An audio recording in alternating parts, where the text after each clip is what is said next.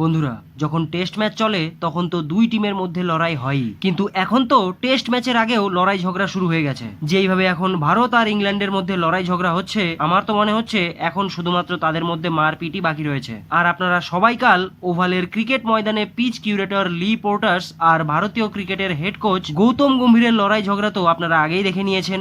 আসলে শেষ ম্যাচের আগে ভারতীয় টিম একটা ট্রেনিং সেশন করছিল মাঠে, কিন্তু পিচ থেকে প্রায় কয়েক ফুট দূরেই করছিল। আর এই ব্যাপারটি পিচ কিউরেটরের একদম পছন্দ হয়নি এবং সে ভারতীয় ক্রিকেট টিমের হেড কোচ গৌতম গম্ভীরকে গিয়ে খেলতে বারণ করে এবং গৌতম গম্ভীরকে গিয়ে সে ধমকি দেয় যে সে ম্যাচ রেফারির কাছে গিয়ে এই ব্যাপারে কমপ্লেন করবে। আর এই ব্যাপারটি গৌতম গম্ভীরের একদম পছন্দ হয়নি, তাই গৌতম গম্ভীর রেগে তাকে বলে যে আপনার কোনো অধিকার নেই আমাকে বা আমার প্লেয়ারদের কিছু বলার, কারণ আপনি একজন সাধারণ পিচ কিউরেটর, আপনার কোনো দাম নেই বা অকাত নেই আপনার কিছু বলার, আর আপনাকে কেউ চেনেও না। তাই এই বিষয়ে আপনাদের কি বলার রয়েছে বন্ধুরা, নিচে কমেন্ট করে অবশ্যই জানাবেন।